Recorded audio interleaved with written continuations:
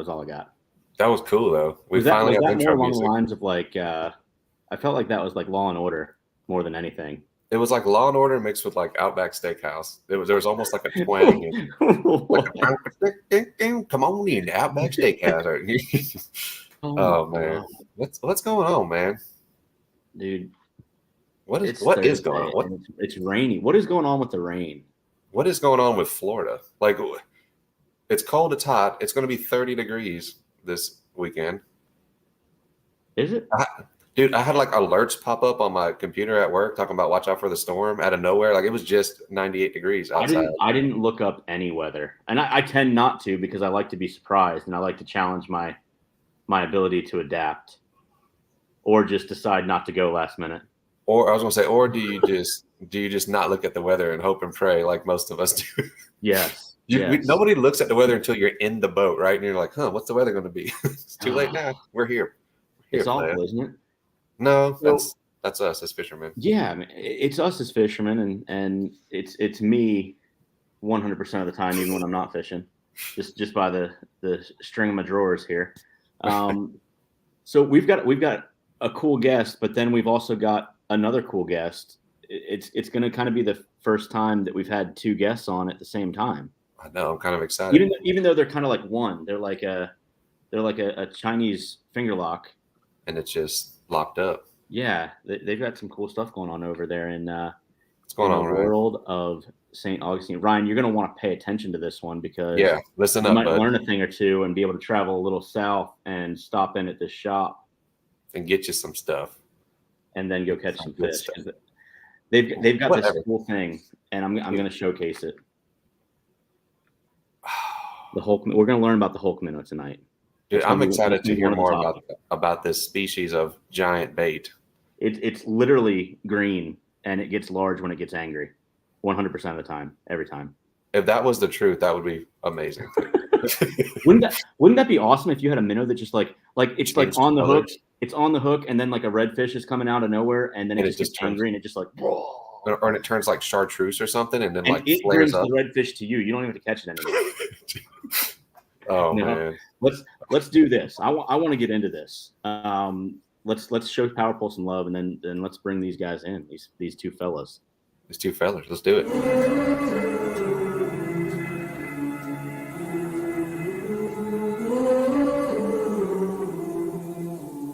Things you let me see.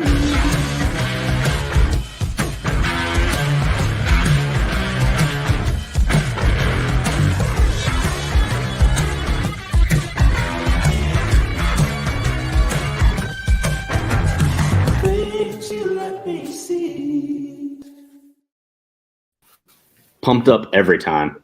Every freaking time. Every time. Right. Joverlay. I didn't even put that. That was an accident. That is the ghost of me, guys. Don't worry. Guys, we've got David Hernandez and Will Neiman. What is going on, guys? What's up, fellas? You got the three of us. You got me. Well, actually, the four of us. I don't know his name yet. Joe's got Joverlay. That's what we call it, is because it's an overlay, but it's Joe's face. Yeah, Joverlay. The Joverlay. Clever play on words. We got a Joverlay 2.0. But just in case somebody says something real stupid, that's coming out. Like, just be ready. Be ready. Oh, then we got that guy. But no. So let's talk about it, guys. Dave, introduce yourself. Talk to us. People may know Will more than they know Dave, and we need to introduce both of you. So tell us about what you do, who you are, how you got to where you're at, and all that fun stuff. Okay. So SAPS has been around for about 6 years. 2 years before that, I was selling kayaks and paddleboards, Great Lakes paddleboards and kayaks out of my garage. And what led me to that was taking the veterans out. Nice. I needed gear. I didn't have any gear, and was looking on Craigslist, and I found a company that was selling used kayaks, and they were driving through the area. So I met them, and the guy offered me to sell kayaks and gave me like 10 demo kayaks to use with the vets. So I started with that, and got tired of the corporate world, and just said I'm going to go for it. So 6 years later, Saps has been here. Heck yeah. So it's been I'm not going to say it was easy. It's been a tough go at it. Luckily, Will came into my life. He's helped tremendously. We work great together. That's awesome. But we offer all kind of we consider ourselves a paddle fishing shop. So I'll give you a little bit of that. Will's our lead kayak fishing guide. We do kayak fishing charters, eco tours, and we also provide rentals and sales of kayaks and sups, accessories, full line of live bait, frozen bait, that type of thing. So anything you need to come in to go fishing or kayak fishing, we'll put you in the right direction, or will teach you how to do that. And we bring a lot of new people to kayak fishing through Will, which is awesome. What else can I say? So we take veterans out. That's one of the things that started all this, and probably something I'll never stop doing. Been doing that for 9 years. Nice. Four of those years have been under Team River Runner, which is a national nonprofit. But prior years before that, it was out of my own pocket and my volunteers and the community helping out. We take out vets from the Honor Center in Gainesville. The past year, we've been taking out veterans from Wounded Warrior Project, which that's been fun. Our first outing for this year would be on the 22nd with Wounded Warrior Project. We're taking out 16 female veterans. Canines for Warriors too. That's right. Nice. Yes, and we did Canine for Warriors. That was a nice experience. We took female vets out with their dogs. That was pretty cool. Will's somehow connected or friends with his sister was friends with one of the girls at Wounded Warrior, right, or something like that. Yeah, we grew up together up in Missouri. Now she's down here, and we just kind of hooked up through Facebook. So And now all of these female anglers had dogs with them. yeah, we weren't fishing, but we were just paddling. But our kayaks that we take out are canine approved. So Gotcha. I take my dogs with me everywhere I go, and all my charters and all the eco tours and all that stuff. So I just feel like that'd be such a cool sight to just be like you bend a corner, and then there's like 10 kayaks with dogs and females. You're like, what the heck's going on? Yeah. That's awesome though. That's cool. Yeah, so some of our events are paddling and some of them are fishing. It just depends on the people we're taking out. Clients and what you got going on. Yeah. So now you've done trips even out to like Ocala and Silver Springs, haven't you? yeah, we run our Manatee Springs trip down the Silver River, and if you haven't done it, it's a beautiful river. If you have done it, you know what I'm talking about.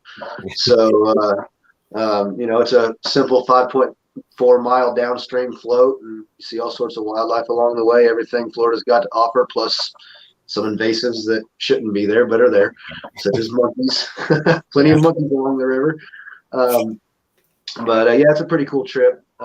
Takes about 4.5 hours and plus drive time, and it's just a real nice way to see old Florida. Real Florida. People move down here and there's automatically Florida, Daytona, beach, sand. There's so much more to Florida than that. And being an implant myself, I kind of know how it feels to the beach. I never seen the beach till I was 21. So it was kind of cool for the first year or two, and then after that, I haven't been to the beach in like 4 years. Yeah, I couldn't tell you last time I've been to the beach. Too much sand, man. Well, I mean, I've been close to fish, but not like to the beach. You know what I mean? Right.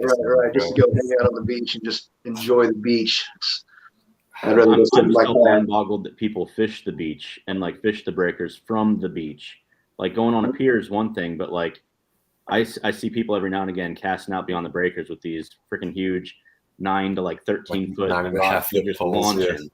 Yeah. And I'm just like, dude, I have no confidence whatsoever that I'm going to catch anything right now. There's some whiting right now, and the water temperature just needs to come up just a little bit more. The pompano will be here, and Nice. so there is fish to be caught in the surf. It's just I'd rather catch a fish off a kayak. So Yeah, for sure. That's how I do.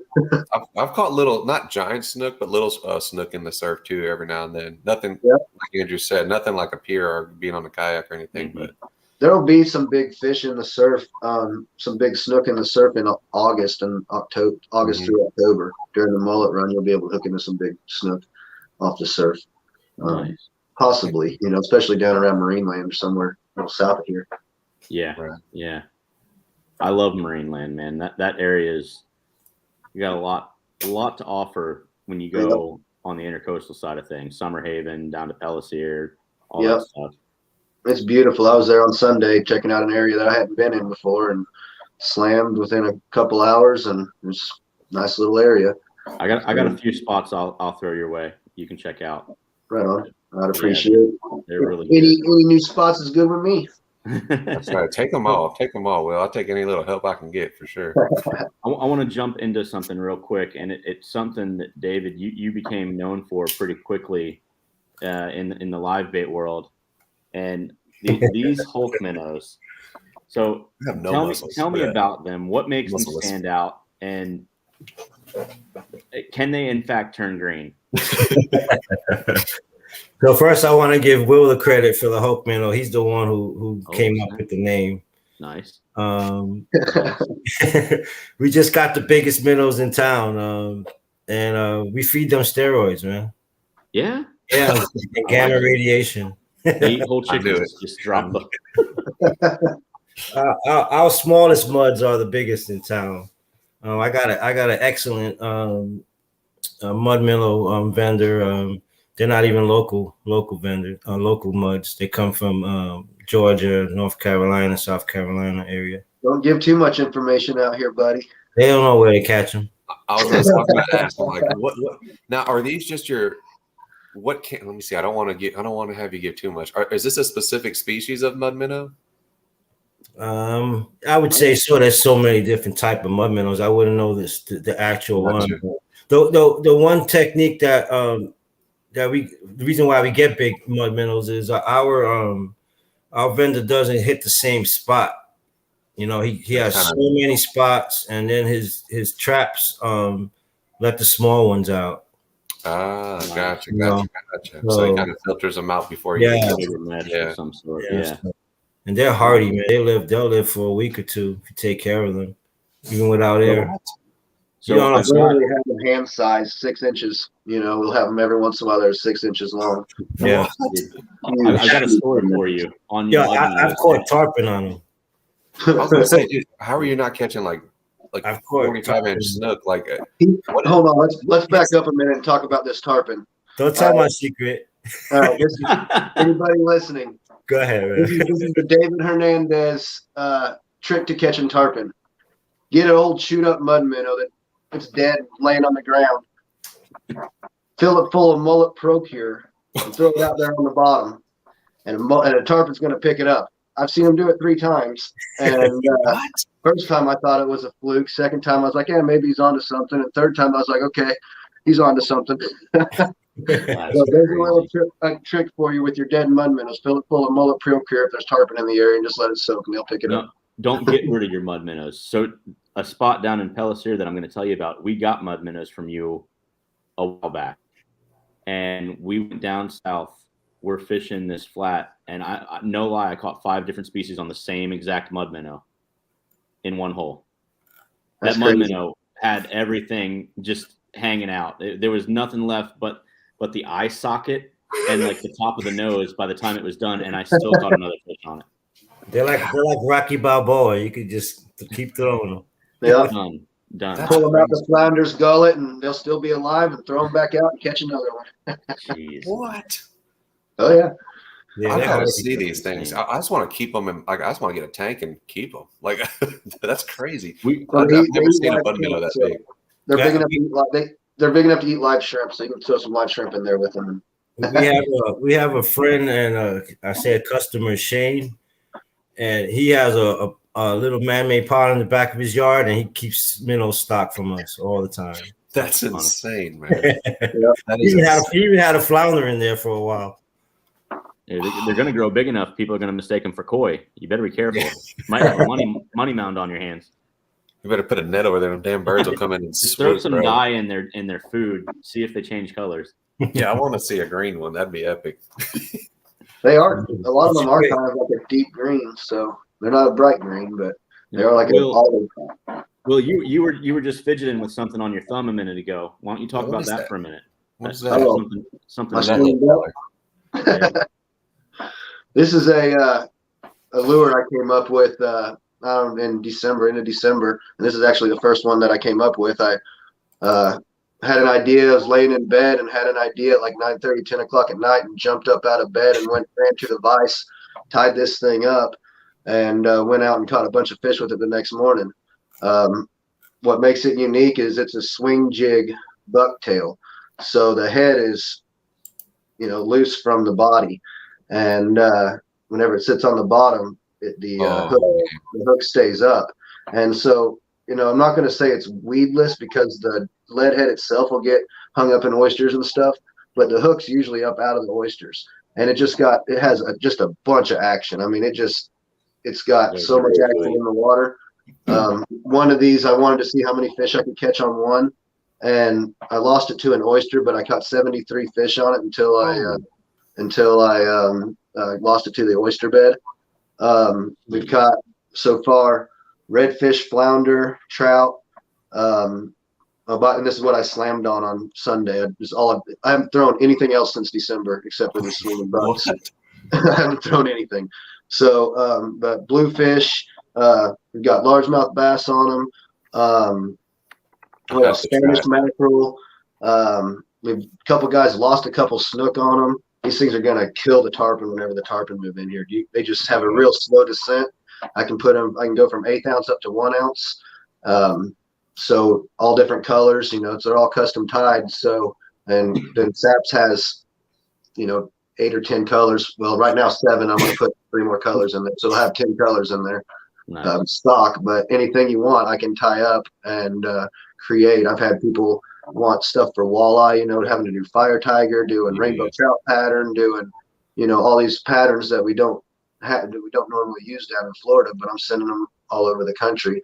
Mm-hmm. And so people are wanting what they want, and it's kind of fun building them out. And they're pretty much everybody that's thrown one's caught a fish on them, except for Dave. He hasn't caught one on it yet. It's coming. We got still on the list of to be caught, so you got this one, brother. Listen, man, just throw a dead mud minnow on there, drop some Procure, and just let it get some tarpon on. Procure and a mud minnow, and Dave is set. Okay. Well, with the bucktail, it'll hold Procure pretty well. You can put that's right in there, and that'll stay on there indefinitely, probably. That hair will just absorb it. So, dude, being a guy from down south, that thing is screaming peacock bass to me, dude. Yeah, I sent some down to a guy for peacocks, and John, if you're watching, send me some pictures, brother. Bill, you too. Did he catch some on it? Did they tear it up? I don't know. I sent him some, and they've had crappy weather, and then it has. I don't know if it's lined out. I haven't seen him posting pictures of anything, so it's I don't know if they've had a chance to get out there with it, but I think these things. I tied up one for peacock. Normally I tied on a 3 O'Shaughnessy, but I tied up one on a size 1. A little smaller. The size of my pinky hook for peacocks. It was about this big, and just a little tiny one.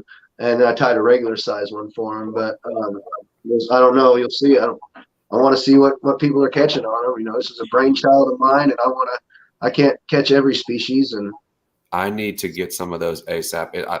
Sometime in April, I'm heading down south. There's a canal system down there I fish. It's ultra clear water, so you can pretty much pick them off if you really wanted to. Nice. I'll get you some pictures, Will. That's going to catch them, dude. Let me tell you. Oh yeah, that's funny. The first day, well, technically the second day that I went out and used it, my buddy Scott and I went out and just started filming, and we ended up catching 20 or 30 fish on film. Got pompano. That's another one we got on. It was pompano. That would be a good little pompano jig, wouldn't it? But we got that on film. There was some schooled up redfish. I mean, they hit it as soon as it hit the water. Flounder hit it as soon as it hits the water.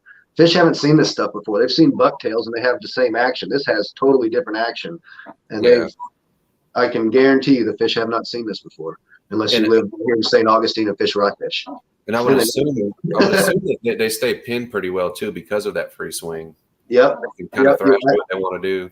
I'll tell you what, I haven't lost too many fish on them. I've lost a couple just because, it happens, but the ratio of hook up to landing is, probably 90% for me, 95% for me. I'm like getting fidgety about like the peacock bass. I know they're going to tear that crap up, dude. They're going to tear it up. I can ship you some. I shipped Andrew some. He ain't sent me no pictures yet. Dude, you'll be waiting. I gotta fish. That's there you go. Because I spend more time right here than I think I've spent anywhere else in my life. I think, mine, like here in Wawa's is like the only place I ever see Andrew. Like here in Wawa's, and sometimes like that's about it. Now, see, don't disrespect the Wawa. Oh, I don't. I'm in there too. I'm seeing you there because I'm there. Okay. No, but I want to jump back to something else too. So, like Dave, you guys carry shrimp, you carry mud minnows, you've got frozen bait, you've got another live bait that came in. I stopped by and saw you, and there was a shipment that came in, and I'm going to play a quick little boomerang video that I took. Andrew's always how many are in this video? Oh my Lord. I think 15,000. So right? You came, yeah. Joe, fathom that number for a second. He had a number, and like he knew he had the answer. I was expecting him to be like, I have no idea. No, dude. Holy crap! I was just he was talking to a customer or talking to somebody, and I like looked down and I'm like, no way, like they're just everywhere. And so like the thing that I want to point out though is that was like a staging tank, right? Because that wasn't the tank that they're going to go into for you guys to take care of them. That was a staging tank to help clean them and get them situated. But the care and the setup that you have for your live bait it's got to be a benefit to the angler to come there to get live bait because. Oh yeah, we pride ourselves on the way we handle bait. I usually on 2-pound horn where we got the best bait in town. That's right. I made the I started from scratch. I've never done bait in my life. It was something of trial and error. I killed a lot of bait when I first started. Wasted a lot of money, but I learned and now we expanded our bait, double what we've had the past few years. So I'm trying to up my numbers on the fiddlers. You may think that's a lot, but the shops in Jacksonville, man, I've seen like 80,000 bought this season in one shop. So I got to grow. Who is counting them? Yeah, that's what I think. That's what I used to think. I feel like, how the hell you count all of them? The first time they counted them, and then they weigh them every time. You're right. They weigh. They got a weight out of that, and then that's what they do. So there's no way you're counting all that. No way. No. I don't know who the guys who first counted them though was like, okay, 15,000 is 3 pounds. Like how much is 15,000 fiddler crabs away? What is that? Are they? Because then like minnows, I get them by the scoops, right? I have no idea how many minnows I get. It's like when you go to a bait and tackle shop in the middle of the state for minnows for crappie, they do it by pounds, right? Really? Like I get scoops down here. Yeah, you need a whole pound, and like the minnows are anywhere from like that long to that long. They've got mediums, larges, smalls, and everything, so it's all mixed in to an extent. They will separate based on certain sizes. Yeah, it's just nuts. Like, I don't know. I saw that and I was just like, this is insane. There's so many there, and to hear you say how many go up north of you is even more mind-boggling to me because I just can't imagine the setups that they have to take care of them properly. But something I remember seeing a long time ago is, Will, you have shown ways for guys to get the longevity out of their unused bait, and you've set up like a, I don't want to call it a little tank, but it was like a tub with some sand and water. Fiddler farm. Yeah. What is that? It's basically just take a Tupperware or a tote or something, some sort of container. You can use really any kind of container that's big enough, and so you can put some sand in it, but a lot of guys are just putting like egg crates, the little paper egg crates, and then they can crawl on that. You put a little salt water in the bottom there, and You can give them some fish food every once in a while. They'll eat on that, and you can keep them alive for a long time. Just got to change out the water and, make sure that, they've got to tend to them every day, and, make sure they don't get too cold and they stay at a warm temperature. If it's going to be cold out, put a heat light on them or something, and keep them indoors if you're, they stink. So my wife makes me keep them out in the shed. So I got to put a couple heat lights on them and a heater out there. But, you can keep them alive some guys keep them alive and they'll be breeding in their tank right there. They'll keep them alive for months, and they could have a breeding population in their tank. Right. It's okay. People pop in. Crabs in general are very what's that word I'm looking for? They eat themselves. What is that? Cannibalistic. Cannibalistic. So like, will you? Is there a food source that you've seen, or have you ever tested that for like let's say you want to keep them for like a month for whatever reason? Throw like a steak in there or something like. I use dry fish food because it doesn't stink and decompose. You put shrimp in there or something like some dead crabs or something that they would eat on naturally out dead. It's gonna stink even worse than the fiddler crab stinks. So dry fish food, they eat the crap out of that. I'll put a little like a brick or something in the middle there. Oh, yeah. Put a wad of it on top of that rock or brick or whatever I put in there, something they can crawl up on, and then just sit there and eat it. And you'll put a big pile of it in there at night, and they'll be gone in the morning. That's so crazy. Yeah.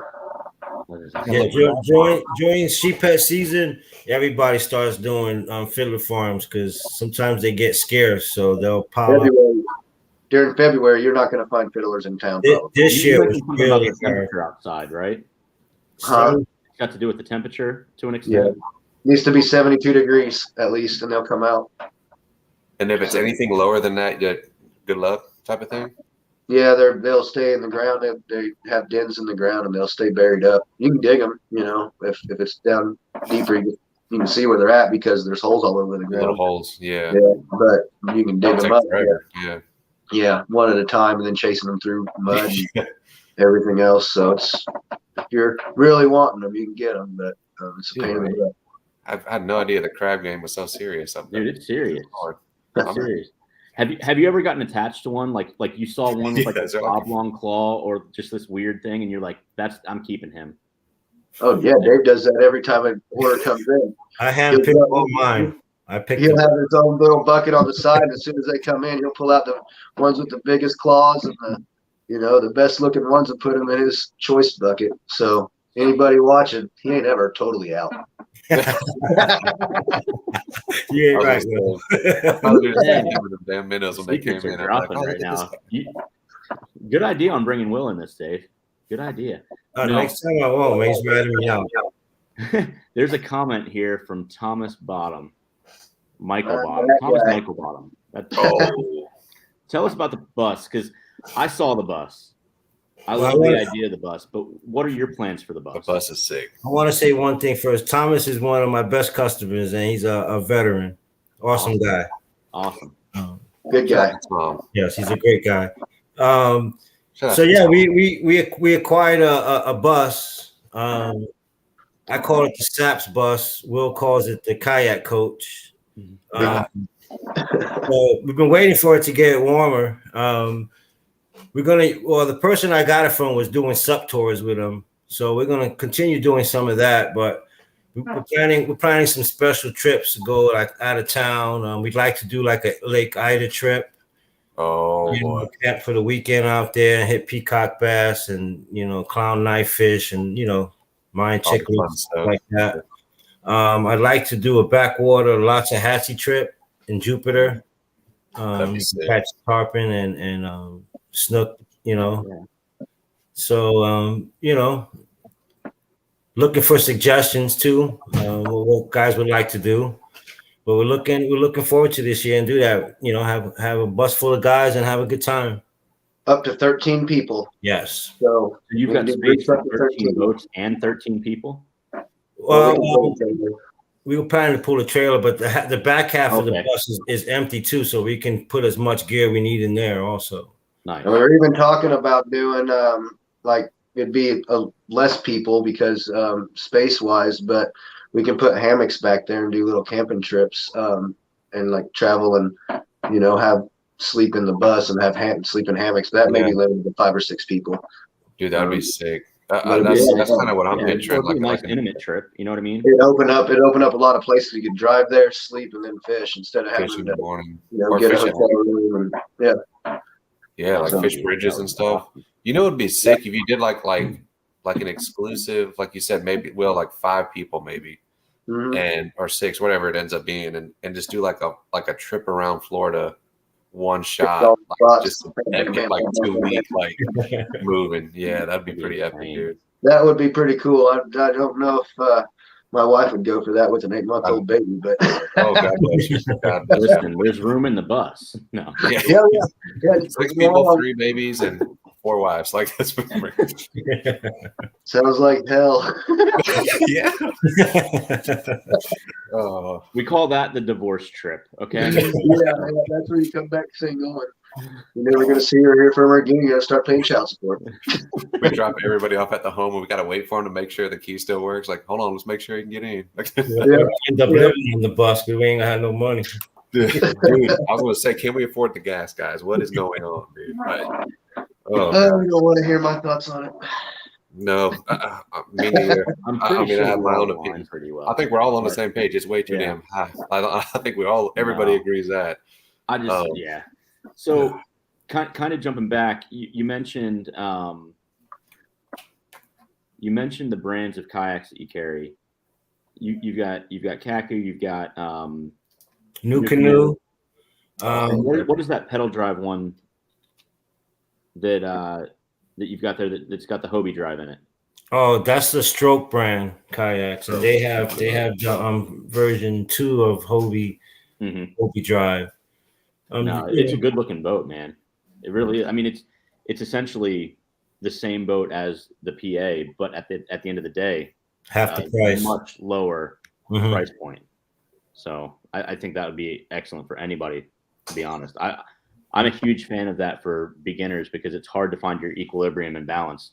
People often get in like Jackson's or something with like a very minute center of gravity section and they lose their balance. They don't know how to do things. But if you've got a boat that's got a little bit more wide of a a little bit more wide platform, I think you'd be good. Yeah, that's a nice boat. Of course, the size of it, the negative is that it's heavy, but you get on the water, it's very comfortable. It's like sitting in a lounge chair. Yeah. Real nice. I'm gonna tell you right now, though, angling experience and stability of the boat ain't gonna keep you dry. True. I fell in last week. Like it's gonna happen. Yeah. Like it's you try to blame Croy. I've only ever fallen in once, and only half my kayak was in the water. Yep, I've fallen in that stage too. That's the only time I've ever fallen. I've never fallen in. Knock on wood. I've never fallen in. Oh, it's happening to you this week now. Dude. I know. I should not have said nothing. That's what happened to me with the hooks, man. I'm like, man, I've been fishing my whole life, never been stuck. And next thing that year, the neck hook thing, 3 times that year, dude. Oh. And I just said, I'm like, I've been fishing 32 years, nothing. And then all of a sudden, dude, they're flying at me. Man, no. So what you mentioned? You mentioned you've got the event coming up on the 22nd. Yes. Do you have other events going on? Did I hear you talking about like a kids event at some point? Yes, and I kind of messed up on that. I don't know if you've seen. I took the post down. So John from Front Yard Fisherman, he takes he has a monthly clinic with kids. It's kind of a mini tournament. They have first, second, and third prizes, and you help kids and teach them. Nice. So he does that once a month. But unfortunately, this month it's on the same weekend as the Inshore Extreme Challenge. So all the kayakers are going to be there. Me and Will are part of that tournament, so I donate to it. So I told John we'll go next month, but I still need some kayakers that want to come and make a difference in the kid's life, teach them how to fish. Absolutely. So let me look at the calendar. I think the next event for that is the 30th of April. I'll post that once he has an event thing for that, but we'll be a part of that next month. So anybody that wants to help or donate or whatever they can, I think it'd be worth your while. Yeah, feel free to tag us And, Okay. Tag we'll us right share and it as left, well. and we'll help promote too. And I mean, we got people all across the state, and I have a feeling we got some guys that would like to come out and help. And We got a new kayaker up in Jacksonville who seems to know you guys. And yeah, there he is. There he is. Oh, there he is, Set Mr. in Ryan. stone right now. All right. Well, I'll contact you. Okay. If he doesn't show up, you let us know. We'll go to his house Yeah. and burn it down. We'll All right. punch him and take all of his fishing gear. First, we got to take his fishing stuff. Okay, he's We got some will cool take stuff. the fishing gear. He's got a really good line. Yeah. We'll have to take that. Make sure we get The one time I don't wear the hat. I think it's important that we help kids nowadays, instead of them having their phone or computer or playing video games, have a rod in their hand and get outdoors and do something. Yeah, dude, nothing gets me going more than that. I mean, I think it's an awesome thing, and we talk about it almost every show. But there was a point when fishing wasn't the cool thing, like and now it kind of is, which is super cool, because it's getting more kids involved and they want to be out fishing. And yeah, I love when I see kids coming in the shop, especially on their own. They'll come riding bikes and grab bait. Half the time, I give them free bait and let them go. It's pretty cool, That's awesome, man. Yeah. That's awesome. And it I've seems taken like kids out by themselves several times just in the kayaks, 8, 9, 10-year-olds, and their parents are like, "You think you can take them out and catch fish with them?" Yeah, we can go out and catch fish. And they've always caught fish and had a blast. It's love getting the next generation involved. I can't wait till my daughter's old enough to spin the rod. dude, mine are like every day. Can we go fishing? Can we go fishing? I'm like, do you see the weather? And then they're like, yeah, can we go fishing? They don't care. They don't care. You're already wet. Fish are already wet.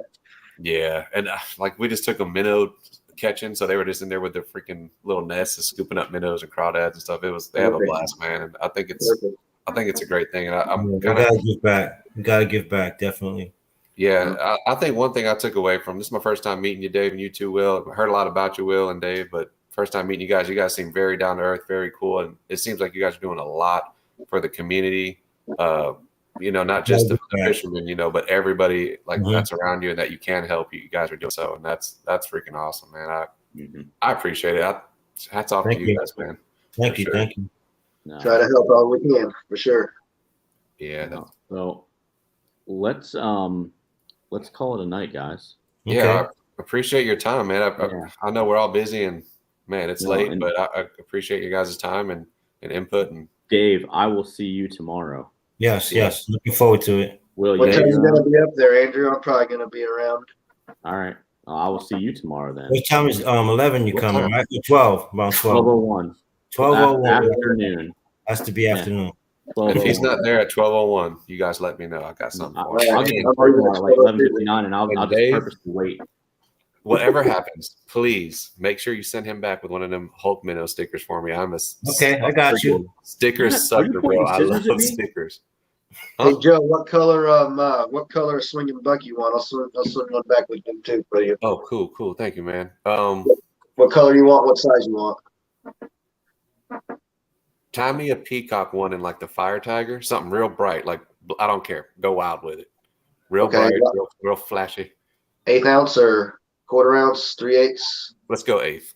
Let's go eighth. Okay, That way I 1/8 can ounce slow stick peacock. it down there. All Yeah. right, I'll tie that up for you in the morning and get that up there for you. Thanks, Will. I really appreciate that, man. That's super cool, man. Thank you. Bro. You've got till 12, so I'll be there at 12:01. No, till 12:01. All right. Not a minute late. I'll be sure to be there at 12:15.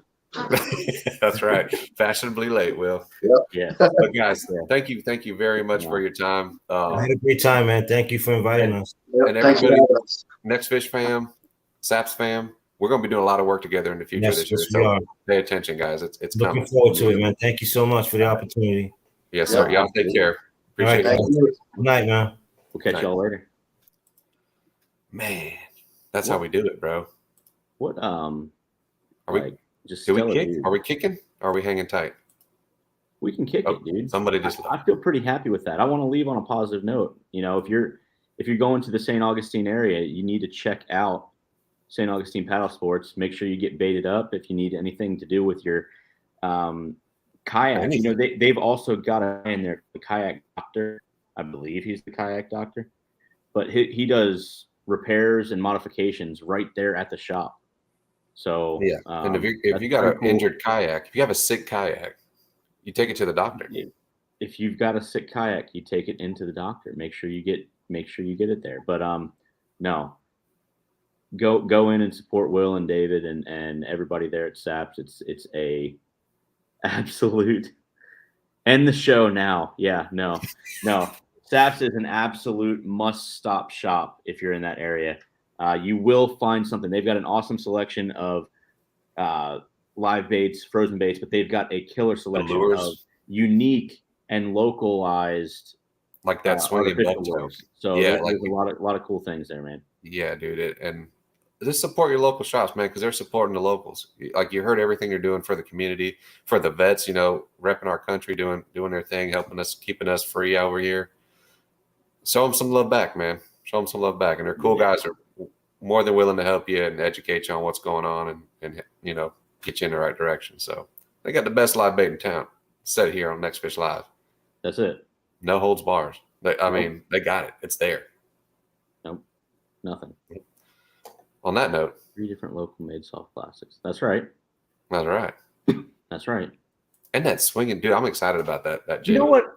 I heard something about, before we get off here, Ryan went up to the Bassmaster Classic to represent Vector hooks on your head there, Joe. Oh, he was there. I seen him. He was there. You see the stories? And I got told that he is hands down the best salesman that they don't have. Really? Yeah. Ryan, what's the deal, bro? What are you doing? What gets me is, I don't know how many times he's been down to Saps, but he already knows that there's 3 different locally made soft plastic specifics. And he's up here in the comments somewhere talking about, let's see, if you've never been to Saps and live in St. Augustine or Jax, you're missing out. So, y'all might want to listen to him. Might want to. Look at there. Did we make you blush? See? We love you, Ryan. We do. Sweet dreams, fella. No. And we're out.